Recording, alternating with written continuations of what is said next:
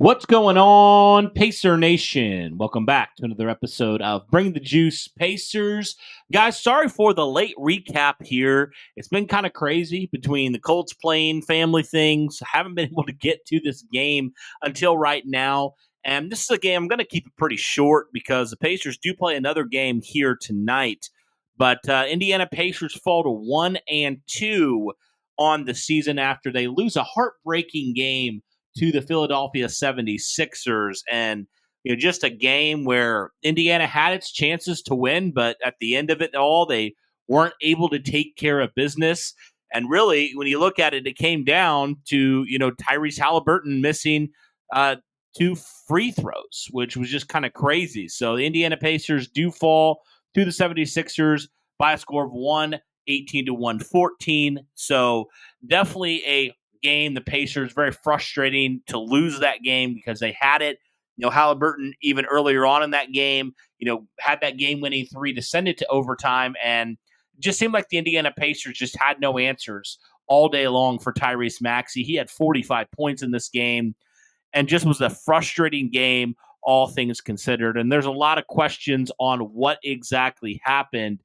I think the biggest thing when you look at this game, guys, is really the fact that Indiana had way too many turnovers. I mean, very, very terrible when it came to the turnovers. We already know the free throws. It was free throws, turnovers, and really, I think the biggest thing is rebounding. The Pacers were out rebounded a ton in this game by the 76ers. I mean, they just were absolutely killed. I mean, when you look at it, Andre Drummond in this game had 17 rebounds. Indiana just had no answers for him all day long. It was just terrible, just absolutely terrible. The Pacers were out rebounded 54 to 37, including 20 to 7 on the offensive end of things. And the Pacers were not good from the free throw line, 23 of 34. We saw glimpses of that last year when Indiana really struggled from the line, but they just were not good at all. And they had some really big turnovers down the stretch in this game that really, I think, dictated how this game ended up. It was really a big bummer. So when you kind of look at some of the drives for the Indiana Pacers, some of their possessions, and really the final couple minutes and overtime, there were a lot of mistakes, a lot of blown opportunities here for the Indiana Pacers. I mean, you have missed, free throws. You have turnovers. You have, offensive fouls from Miles Turner in overtime.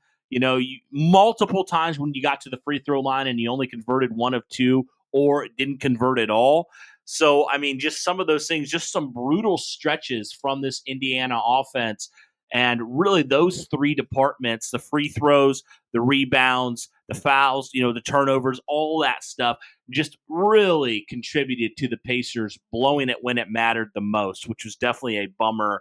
And the Pacers have a lot of questions moving forward. And, like I said, they have a game coming up here tonight where the Pacers are going to have to figure it out against an Orlando team that's already won 2 games. Indiana's going to have to figure out what they're going to have to do. They were talking about it afterwards. Rick Carlisle was talking after the game, kind of talking about what Indiana needed to do.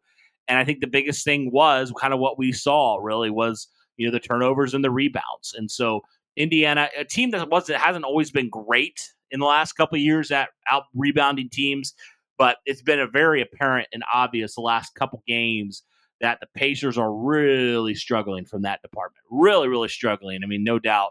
So I'm not sure what's going to take, guys, but Pacers got to figure this out and got to figure it out very soon.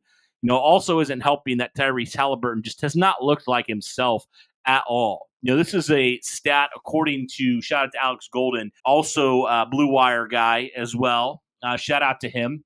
But he posted this stat. He said the Pacers in 3 games in, 30th in rebounding, 30th in three-point percentage, 21st in turnovers, 24th in points, 25th in offensive rating, 21st in defensive rating, 26th in pace, 25th in opponents, 0 rebounds, offensive rebound, 25th in opponents' offensive rebounds, 11th in steals, 12th in blocks, 20th in opponents' second chance points, and 26th in opponents' points in the paint. I mean, if that doesn't tell the story right there, it should. I mean, who would have thought 3 games in the Indiana Pacers defense is ranked higher than their offense? I mean, that should tell you right there. We know last year Indiana played with an incredible pace. They shot the ball super efficiently, and they just have not done none of those things so far. They haven't done one thing really that well this entire season so far. Again, it's only 3 games in, but that is a little bit concerning. The Pacers got to turn it around.